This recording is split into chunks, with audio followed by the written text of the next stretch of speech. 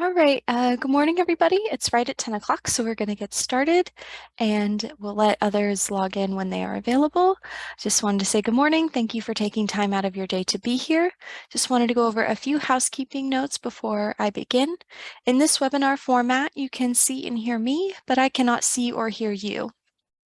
This webinar is being recorded, and the recording and slide deck will be sent to all attendees after today's session, as well as a survey link. We appreciate all feedback as it lets us know what we're doing well and what can be improved in the future. Please place all questions in the Q&A box in the bottom toolbar. It looks like two chat boxes next to each other, and all questions will be addressed at the end of the presentation today. My name is April Myerscough. I'm the Public Programs Coordinator with Florida Humanities, as well as the point person for the Florida Talks program. Today, I'm going to cover information about Florida Humanities, information about the Florida Talks program, how to apply for and steps to host a Florida Talks program, some frequently asked questions, and then, of course, addressing any questions you may have. If you're new to our organization or unfamiliar with who Florida Humanities is, we are the state affiliate of the National Endowment of the Humanities and were established in 1973. We are primarily a grant-making and grant-distributing organization to assist cultural organizations to develop and execute public humanities programming. Our mission is to preserve, promote, and share the history, literature, culture, and personal stories that offer Floridians a better understanding of themselves, their communities, and their state. Florida Talks is the companion public program to our Speakers Bureau. Florida Talks offers nonprofit organizations statewide an accessible way to bring speakers from the Bureau to their communities in a simple and flexible way. Speakers present Florida's history, heritage, and culture through historical and contemporary lenses. There are over 30 high-quality authors, scholars, journalists, historians, and storytellers on our Bureau and over 60 programs. All programs are suitable for out-of-school adults ages 18 and older and include a 40 to 50-minute presentation as well as time for audience questions. All programs can also be held virtually and in person. Florida Humanities provides several benefits to host organizations. We pay a standard pre-negotiated honorarium of $300 directly to each speaker, which means that host organizations like you do not have to worry about speaker payments at all because Florida Humanities pays them directly. We also provide templated marketing materials and a comprehensive media kit to use, including press releases and sample social media texts for posts across all platforms. Along with these marketing tools, we offer statewide publicity through Florida Humanities social media, various e-newsletters, and digital events calendar. Florida Humanities has surveys for both virtual and in-person programs and sends compiled responses to the organization and the speaker for feedback. Lastly, organizations receive complimentary copies of our magazine Forum to distribute at in-person programming.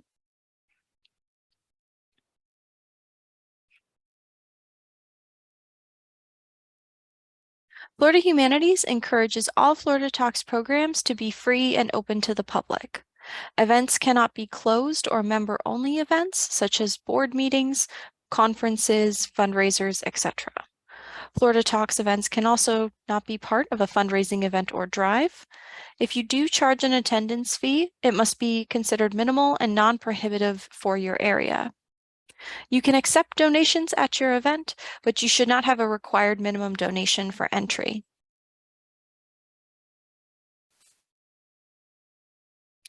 All in-state organizations constituted for nonprofit purposes are eligible to apply for and host Florida Talks programs. These include nonprofit organizations, local municipalities like city and county governments, cultural and civic organizations, and educational entities like colleges and universities. Eligibility for all organizations is confirmed through a GuideStar charity check to verify 501c status. As well, all organizations must have an active Unique Entity ID, or SAM number. SAM numbers are 12-digit alphanumeric codes and replaced DUNS numbers in April of 2022 by the federal government. If your organization had a DUNS number previously, it has been automatically replaced without any additional action required by you. We have instructions on our website on how to identify your organization's SAM number or obtain one if you don't have one already.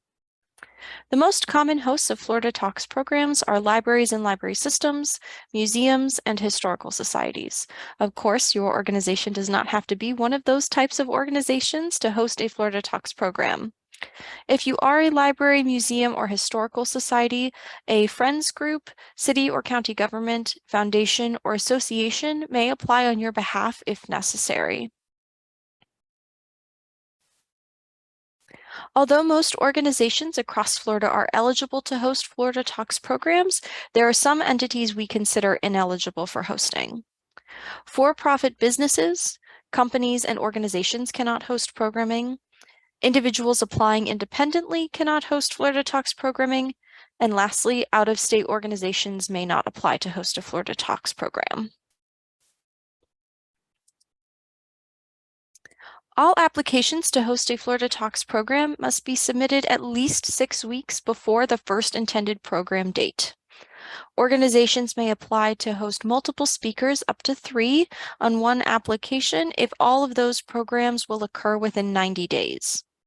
This option is if your organization would like to host a series of speakers in a shorter amount of time.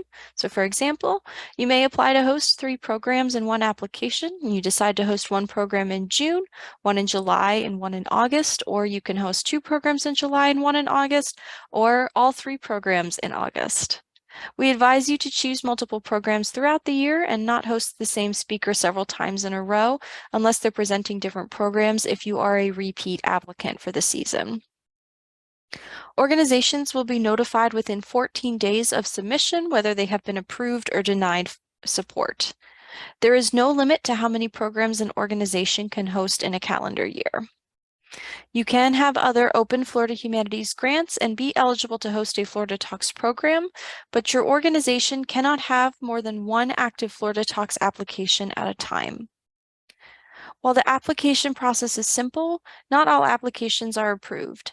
Funding for this program is limited, and not all eligible organizations may be approved for support. So to support organizations of all sizes and capacities, Florida Humanities offers up to $250 in travel reimbursement funding for in-person programs to organizations with operating budgets of $250,000 or less. Organizations must request travel reimbursement in their application, and it is distributed upon receipt and processing of a final report. Travel receipts are required for some line items, so check the form for which ones are required. Eligible travel reimbursement line items include mileage, both to and from the event, tolls and parking, per diem, which is meals, lodging, hotel stays or Airbnb stays, auto rental, and a line item capturing other, but that does have to be described. Be advised that this $250 maximum is for each application, not for each individual program if you're hosting more than one program underneath your application. So if you're hosting 3 programs, it's not $250 for each speaker. It is $250 to be split amongst all 3 speakers if needed. So I'm now going to cover the steps on how to apply to host a Florida Talks program, and then if your application has been approved, what to expect afterwards. If you have any questions about anything I've discussed thus far, please place them in the Q&A box and I'll address them at the end of the presentation. So the first step is to browse the online program directory and select a program or programs that you would like to host at your organization. If you're familiar with previous directories we have hosted in the past, be advised that this one has been changed as of summer 2022 to be more program focused, not speaker focused. We do have a list of all speakers currently on the Bureau as a PDF on our website, but that list does not include descriptions of the program or the speaker's contact information. Simply select the program you are interested in and scroll down to the bottom to the speaker's contact information. So we ask that you contact speakers directly by telephone or email and arrange all event details with them. Once you have confirmed participation and details with your speaker, you can begin an application through our online application portal. Directions to create an account are available on the login page. Alternatively, if you have an account with us already, you can just use those credentials as well. We cannot reset any information for you, but there is a reset password button available on the homepage. And again, these applications are due at least 6 weeks before the first program date. However, we do accept applications year-round, all 12 months out of the year, so you can submit an application at any time. So to learn more about the offered programs, we recommend you visit the Florida Talks webpage and then select the Online Florida Humanities Program Directory. Once you select that, you will see a page, the page that you see here at number 2, as well as an alphabetical listing by program name and tile format with photos. If you want to narrow your search down by topic, you can click any of these blue rectangles below and it will filter out some of the programs that adhere to these topics. So once you click on a program, the image will look a little bit like number 3. It includes important information about the program length, presenter needs, and of course, most importantly, a summary of the program. Below the description of the program is information about the speaker. It includes a brief biography, as you can see here, an introductory video that's about 1 to 2 minutes that gets to know the speaker a little bit more, and of course, the contact information, both a telephone number and email to contact the speaker to have them come speak at your organization. So once you apply, wait for a decision email from Florida Humanities staff. Applications are processed within 2 weeks of submission. Not all applications may be approved as funding is limited. Do not advertise the program until you have received notification from Florida Humanities that you have been approved for support. Notification is sent through the online application portal via email, so make sure you check your spam box, as sometimes we have found that those emails can go other places besides your main inbox. Once you have been notified of approval, confirm the details with your speaker, including any travel costs. We have a host organization and speaker sample agreement available for organizations to use as a solidification of terms on the Florida Talks homepage. It also includes information about per diem rates and mileage rates, which are really important. This document that we provide is only a sample and does not solidify any agreements between the organization and Florida Humanities. Organizations are required to submit one event listing form for each approved program to capture all details of the programs, including the date, time, location, a registration link if applicable, and all important details for the public, like if food will be served or where they can park. As well, this is where your organization can request survey cards for in-person programs and copies of 4M magazine. The event listing form is due within 7 days of approval and is available on the Florida Talks webpage. This link is also sent in the approval email to the project director. These forms are also really important because this is how we take information about your program and export it onto our digital events calendar, which we can then turn around and use for our newsletters and social media postings. So after your approval, you can begin advertising your program. The approval email includes a Google Drive link to a Florida Humanities created marketing kit, including our logo, credit lines, templated social media text, press releases, and a guide on how to advertise your program. We recommend that you use these support documents to help advertise your programs, but we do require that both logos, including a Florida Humanities logo and a Department of State logo, and of course the credit line as well, are included in all digital and print materials and posts. So here are some examples of past Florida Talks program publicity pieces from this past calendar year. If you also have any questions about marketing as a host organization, you can reach out to our communications director, LaShonda Curry.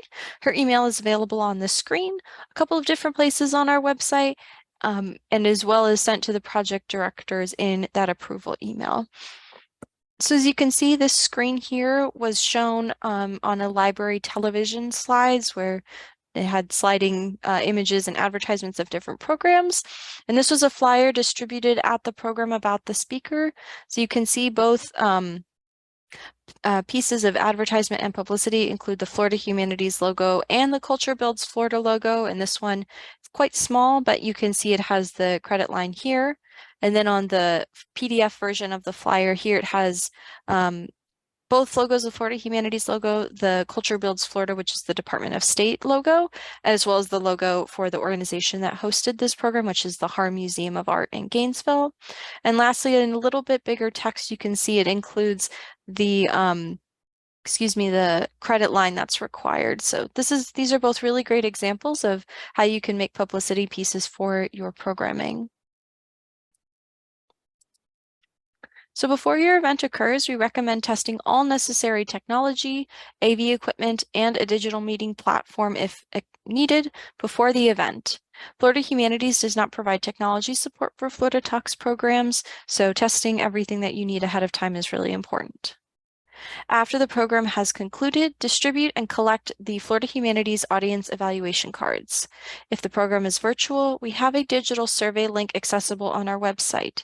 If your program is in person, we mail each organization's survey cards inside the box of form that you receive, and this is what the card looks like a little bit. It has been updated to include some more photos and a couple of different links that people can access. Survey cards must be sent to the address listed on the website and on the reverse of the card after the program. These responses are compiled and sent to the speaker and organization upon receipt. So speakers and organizations both receive the feedback from in-person cards and digital survey cards. Feedback happens a little bit more quickly for digital survey responses as staff receive those immediately, whereas cards, it just depends on when the organization mails them back to us. Lastly, organizations must complete a final report within 7 days of your final approved program. Final reports are accessible through the online application portal using the same login as when you applied. If you are hosting multiple programs under one application, the final report will be due within 7 days of the last program date, and all programs are covered in one final report. So if you host 1, 2, or 3 programs, you only have to fill out one report. Be advised that the final report is assigned to the account holder, who might be a different person than the project director, which I'll speak about in just a moment. If you have requested and been approved for travel reimbursement, the form to complete travel reimbursement is available through the final report and looks like the image on the right. Remember to attach and/or send any relevant or required receipts with the travel reimbursement form. All of the travel reimbursement line items that require receipts are listed on the form and available on our website. Please only complete the top half of the form, as the bottom is for our staff to use once we process the form. Reminder that it is a $250 maximum for each application, so please only include a form that totals up to $250 or lower. Can say as well that travel reimbursement has been a really big help for some of our smaller organizations to make in-person programming happen. We do have a variety of line items that we can help support as well. So now that I've gone over the hosting process, I'm going to preview parts of the application. If you have any questions about what I have addressed thus far, please place them in the Q&A box to be answered at the end of the webinar. So the first step is to log in to the online application portal available on our website. And there's a big link at the top of the Florida Talks webpage that says Apply Now. If you have an account already through your organization, you can use the same login and password if you know it, or if you need to make a new account, you can click the Create New Account gray button here. You can also reset your password under the login button, like I said before, if you need to. This application can be saved and completed later if you need to. However, make sure you click the Save button at the bottom of the page because it is not a form that auto-saves with your process. So you want to make sure that all of your progress is saved at the end if you have to start it and come back to it later. So once you have logged in, this is what the screen will look like. You may have to scroll to find the Florida Talks application, as all of our open funding opportunities are organized alphabetically, so it might not be the top choice as it is in this photo. So to preview the application, you can click the preview button on the bottom left with the eyeball, and then to start an application, just click the blue button on the right here that says apply. So the first section of the application is to identify the host organization. The host organization is the organization that is coordinating, organizing, and presenting the programs and is the primary contact with Florida Humanities. As well, if you are requesting travel reimbursement, this is going to be the organization that reimbursement is sent to. Be advised that the host organization and location for the program may be different. For example, we had an organization a few weeks ago who is a historical society, but they don't have this space to host programming at their location. So they worked with a local community center and hosted programming at the community center. You will also need to provide your organization's federal ID number, which is a 9-digit number, 2 numbers, a dash, and then 7 more numbers, as well as the SAM number, which I talked about in a few slides ago. We have instructions again on our website and within the application on how to obtain and access your organization's SAM number. So you will also need to provide information for a project director. The project director is a staff member, board member, or volunteer affiliated with the host organization that will oversee the program or programs and acts as a liaison between Florida Humanities and the organization. All communication regarding the program is sent to the project director, and we mostly communicate through email. Please select someone at your organization that can be a reliable contact if the project director is not the person completing the application. Having a project director is required to be the host organization, and again, it's very important to choose somebody who is a reliable contact with your organization. It can be a staff member, like I said, a volunteer, a board member, anybody you think at your organization who would be best suited to be the liaison between you and our organization. So like I mentioned a few times, there's also a section about travel reimbursement because you do have to ask for that up front. You cannot ask for that once your program has been concluded. So when you get to the travel reimbursement section, click yes or no if you are going to apply for it. If you select yes, another question, as you can see here, will pop up. You do need to provide your organization's most recent operating budget, and we corroborate that budget through our GuideStar charity check just to make sure you're at or under that $250,000 operating budget threshold. You will also have to provide an estimated amount of what you will be requesting for travel reimbursement, and then details, so what you'll be requesting reimbursement for, using the rates described in this instruction box here. Once again, this amount may not exceed $250, and of course what you include is only an estimation. It may end up being a little bit different, but of course it cannot exceed $250,000. Or excuse me, it cannot exceed $250. $250,000 would be a lot. It cannot exceed $250. So if you're a repeat partner, maybe you've hosted another type of programming through with Florida Humanities Support before, or Florida Talks programming a long time ago and are new to this new process, you might be wondering that I haven't mentioned cost share at all and how that factors into your application. So I can say that we now do not ask about cost share in your application. We will ask about it in the final report instead. There's also no longer a minimum cost share or match required. However, everything that you have spent or used, anything that's been donated or done in support of the program does have a dollar value, even if it's invisible or you might not think of it.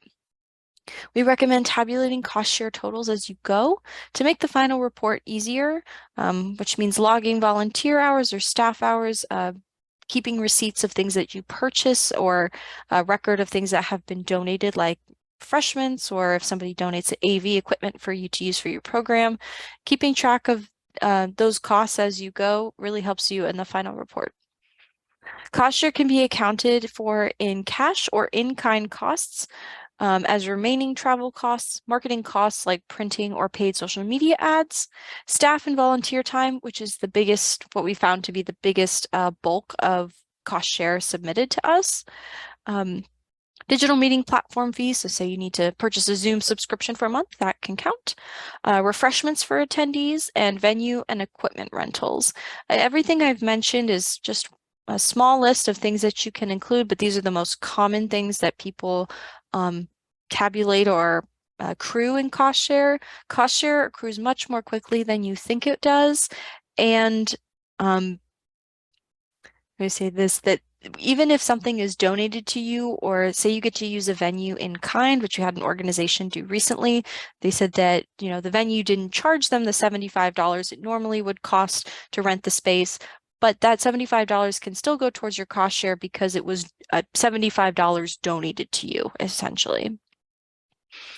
The federal rate for volunteer hours will be available in the final report as well, which I mentioned a little bit ago. Again, this is not a comprehensive list by any means, and I should also mention that if you are approved for travel reimbursement, you cannot count the reimbursement amount towards your cost share. While there is no minimum, like I said, we strongly recommend that you have a cost share of $300 per program that you host to reflect what Florida Humanities pays in speaker honoraria. As I said before, cost share accrues much more quickly than people anticipate, so we advise you to closely track all expenses, time spent, and donations provided to you to help make the program a success. For this program, most cost share is accrued through staff and volunteer time, as well as we see remaining travel costs and marketing costs. Those are the big three things that we see on final reports. So lastly, I'm going to go over some frequently asked questions. We're getting close to the Q&A portion of the presentation, so if you've thought of something or something comes up in the next few minutes, please put them in the Q&A box and I'll address them shortly. So can I apply for a Florida Talks program with a speaker who is not on the Bureau? So you cannot apply for a Florida Talks program with a speaker who is not in the Bureau, nor can you apply to host a speaker on the program with a presentation that is not on the Bureau as well. So you cannot host XYZ presenter and then A program and B program are on the Bureau, but you ask them to present something completely different. You cannot do that under the Florida Talks program. If you are interested in hosting a speaker outside of the Bureau or a program outside of the Bureau, you can apply for a community project grant or Greater Good grant if you are if you are a college or university, or we have a couple of other funding opportunities available. So you might still be able to host this speaker with Florida Humanities support. But again, you cannot host a speaker who is not on the Bureau, nor can you not host a program that's not on the Bureau through our Florida Talks program. It has to be a speaker and a program from the Bureau. So can I apply for a Florida Talks program if I have another open Florida Humanities grant? You can apply to host a Florida Talks program if you have another Florida Humanities grant open. However, you cannot have more than one Florida Talks application open at one time. So what does Florida Humanities provide my organization? Florida Humanities pays speakers a standard non-negotiable rate of $300 directly for both in-person and virtual programs. And again, Florida Humanities pays that directly to the speakers, so host organizations are not responsible for any speaking fees. We also provide templated marketing materials, evaluation tools, and compiled responses, copies of Forum magazine for in-person programming, and statewide publicity through social media and Florida Humanities events calendars. So how many speakers can I host? Organizations may host up to 3 speakers per application. If your organization is interested in hosting more than one speaker in one application, all of those programs must occur within 90 days of one another. There is no limit to how many Florida Talks programs you can currently host throughout the year. So if you're interested in hosting a speaker series or several speakers in a period of time, of course, the maximum is 3 per application, but if you're interested in hosting more, maybe once that one application closes, you can immediately apply for future programming. If your organization does a regular speaker series and are interested in integrating Florida Talks programming into that, please reach out to me and I can help you through the process as well. All right. So when do I have to apply to host? Applications must be submitted at least 6 weeks before the first program date to be considered eligible. Organizations are notified of their application status within 14 days of receipt. Applications remain open year-round, but please be aware that the 6-week mark is very firm, and that allows your organization enough time to both market the program and submit all necessary forms. So if it's your first program date is less than 6 weeks, your application may be declined support. So like I said, just now, why would my application be declined? So an application may be denied support if you have an open Florida Talks application already, meaning you did not satisfactorily close your previous application cycle. If your organization failed to submit a final report for a previous Florida Talks application, again, that means your previous application is still in open status. The submitted application is incomplete or missing required information. So, or if the proposed program is closed to the public, so if it's part of a fundraiser or a members only event, that is not permitted, like I said. The application was, like I just said in the last slide, submitted less than 6 weeks before the program, or most commonly why an application would be denied is that it does not include a speaker from the Florida Humanities Speaker Bureau or a program featured on the Florida Humanities Speakers Bureau. Of course, if your application is denied support, you will be informed why, and of course, informed at all. That will be not provided support at this time. So what are my responsibilities as an organization? Organizations must pay for all other costs associated with hosting a Florida Talks program, minus the speaking fee, including any speaker travel costs. You must also complete an event listing form, which I talked about a few slides ago, within 7 days of your application's approval, and a final report within 7 days of your last program. So can my organization charge a fee? Florida Humanities encourages all Florida Talks programs be free and open to the public. If your organization does charge a fee, it must be considered minimal and non-prohibitive for your area. Can my organization record the program? Recording permissions vary from speaker to speaker and should be confirmed before the program occurs, including where the recording will be housed and how long it will remain public, if it remains public at all.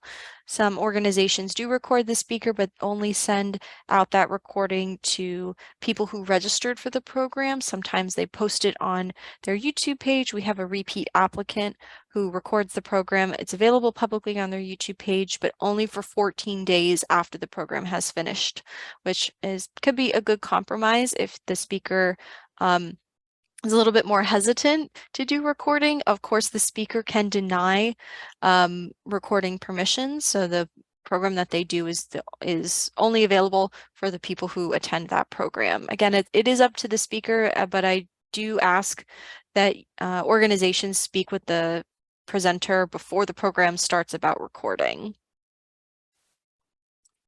So lastly, I'm the point person for Florida Humanities, Florida Talks programming in our Speakers Bureau, but don't take our word that this program is really great and is very beneficial. This quote was from a small historical society that hosted a Florida Talks program in February 2023 with really great success. They had over 60 people attend their program, and for a small community, that's a pretty impressive number. So the quote states that the application for Florida Talks makes it very simple for our small staff of 2 to be able to organize and schedule events with the speakers. The audience benefits from getting information that they may not find easily anywhere else, especially in our small county. And our community at large benefits because of the conversations that these programs start and the connections that they create in their community. So if you sat through this presentation and thought maybe this program's not right for your organization at this time, not to worry. We have several funding opportunities currently available. I encourage you to visit the website on the slide that you see here, floridahumanities.org/funding-opportunities to browse everything that we have open at the moment. I also invite you to sign up for our newsletters at floridahumanities.org/sign-up to receive the latest information about our funding opportunities, events in your area, and how you can get involved with Florida Humanities. So that is it from me. I am going to leave my contact information up while I answer questions that you have. I see that there are already some so I'm going to move my screen a little bit so I can address them. And if you have questions that pop up while I'm answering other ones, just put them in the Q&A box. Alrighty. So I did have a question here. The presenters I reached out to asked for more money. I asked $500 for the presentation and an overnight stay in a hotel if the presentation is done late in the evening. Our council will only pay $300. So if that question does come up, if you do get that from a speaker, that is against the contract that they sign with us and our policy. Speakers are only permitted, according to our contract, to charge $300. If they do charge an excess fee, just explain that we cannot pay anything excess. The overnight hotel stay, of course, is something you do have to work out with them depending on when the program is. But again, that is a violation of speaker contract. And if that does happen, please reach out to us and let us know, because that is something that we would need to address with the speaker. But thank you for letting us know. All right, and it says, it's hard to book speakers without having the funding first. How do organizations handle that? The speakers know that when you contact them that their speaking fee is paid for. If it's a question of whether your organization may receive travel reimbursement or being able to bring the speaker to your organization in person, please reach out to us before you're thinking of applying and let us know your situation. We'll be able to address that based on your organization's operating budget or find some low cost or no cost solutions to kind of help make up the difference as in some of those extra charges.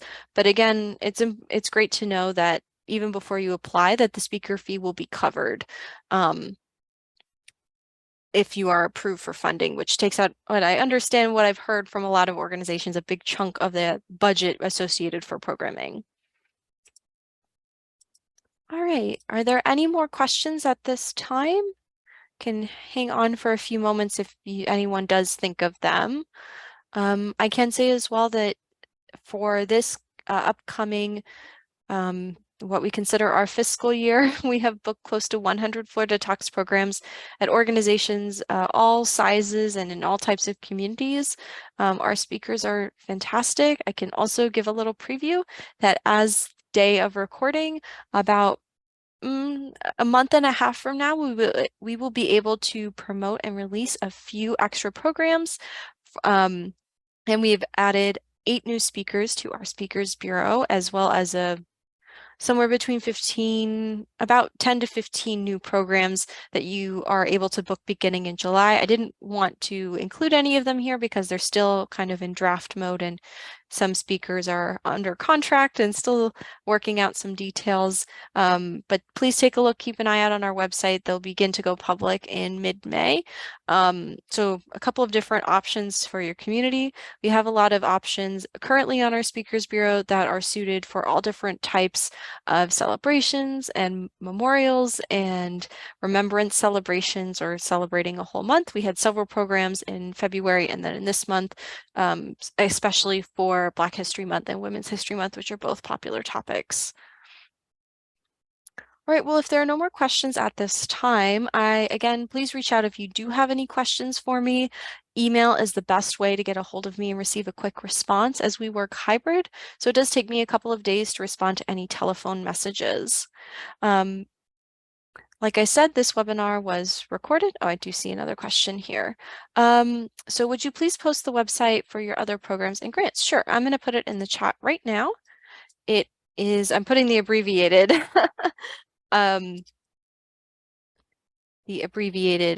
opportunities link, but it's floridahumanities.org/funding-opportunities.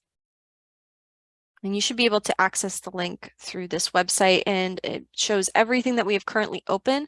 We are also opening, some applications like this one have rolling deadlines, some have once-a-year deadlines or a couple of times a year deadlines. We also have a funding opportunity that is specifically for colleges and universities. That deadline is coming up soon, I believe May 30th or 31st. So if that is your audience, if you work at that type of organization, we recommend that you take a look at it. Well, if there are no other questions at this time, just wanted to say thank you for your time again. We appreciate taking time out of your day to watch this webinar. This webinar was recorded, and the recording and the slide deck will be sent to all participating attendees at the end of the session. This recording will also go up on our YouTube page a couple of days from now, so you'll be able to access it in the future. We also appreciate if you complete the survey at the end of the webinar, as it really helps us know what we're doing well and how we can improve in the future. Thank you again for your time. Have a great weekend, and I look forward to seeing all of your applications.